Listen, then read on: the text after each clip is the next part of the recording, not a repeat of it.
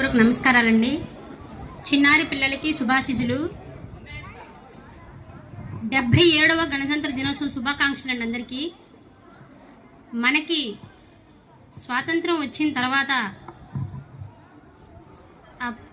తర్వాత కూడాను మనకు పరిపాలన విధానం అనేది లేకపోవటం వలన డాక్టర్ బిఆర్ అంబేద్కర్ వారి యొక్క బృందము మనకి రాజ్యాంగాన్ని అమలుపరిచారండి.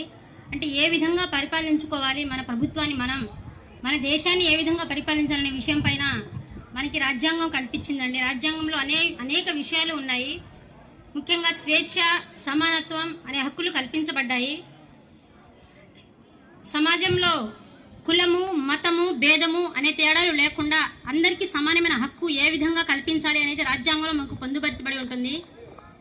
ఎందరో స్వతంత్ర సమరయోధులు మనకు స్వాతంత్రాన్ని కల్పించబడినప్పటికీ ఏ విధంగా మనం పరిపాలించుకోవాలనే విషయాన్ని మనకు రాజ్యాంగం కల్పించబడి దేశం అభివృద్ధి కోసము ఏ విధంగా పాటుపడాలి అనే విషయం గురించి మనకి రాజ్యాంగంలో కల్పించబడింది. ఈరోజు మీ అందరికీ ఒక పండగల వాతావరణం లాగా అనిపిస్తుంది. కేవలము ఒక పండుగ వాతావరణం మాత్రమే కాదండి. గణతంత్ర దినోత్సవం రోజున మరొకసారి మనకి గుర్తు చేయడమే.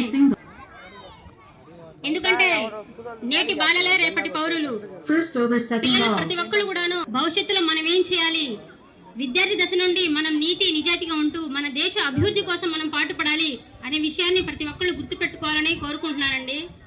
స్కూల్ దశ నుంచే మనం మన స్వాతంత్రం పట్ల, మన దేశం పట్ల ఒక అభిమానాన్ని ఏర్పరచుకుంటూ దేశం కోసం మనం ఏం చేయాలి అనే విషయాన్ని గుర్తు తెచ్చుకుంటూ ముందుకు నడవాలని కోరుకుంటూ ఈ అవకాశం ఇచ్చినటువంటి ఉపాధ్యాయుల వారికి మరొకసారి ధన్యవాదాలు తెలుపుకుంటున్నాను.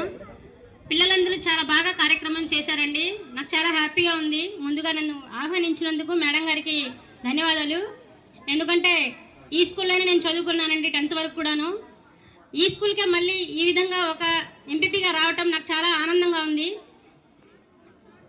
థ్యాంక్ యూ మేడం గారు. పిల్లలందరూ కూడాను స్కూల్లో ప్రతి ఒక్కరు బాధ్యతాయుతంగా చదువుతూ ముందుకు నడుస్తూ మన దేశ అభివృద్ధి కోసం పాటుపడాలని మాత్రం నేను కోరుకుంటున్నానండి. థ్యాంక్ యూ అండి అందరికీ. ధన్యవాదాలు మేడం గారు.